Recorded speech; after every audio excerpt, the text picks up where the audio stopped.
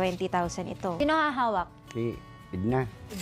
Pang gastos yung pupunta naman po ako doon. O, ito, lagay mo sa bulsa mo ito para huwag mo ipamigay ha. Hindi. Kailangan ni nanay mo, nag-aantay doon.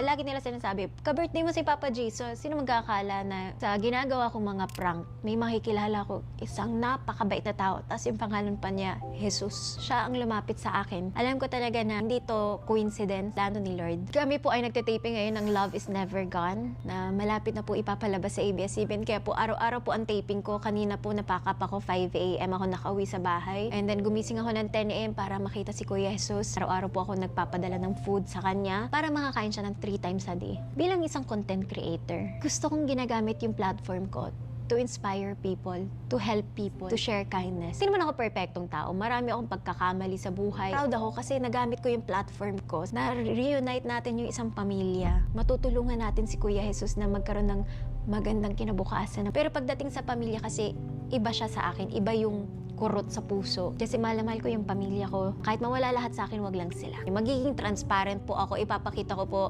ang kita ng bawat video na nandun si Kuya Jesus. Magbibigay din ako kay Sir Balamo, babalikan ko siya. Lalo na yung mga Facebook videos na to, yung mga kita niyan.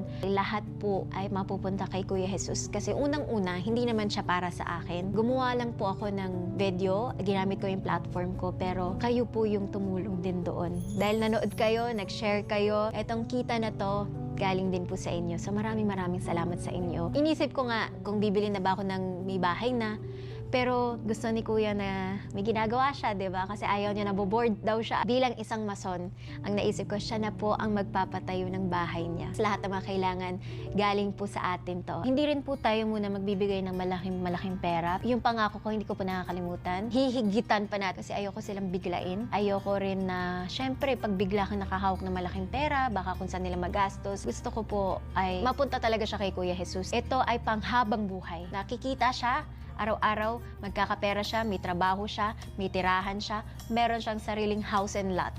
Yun po. So maraming salamat sa inyo at pupunta naman tayo sa Bicol.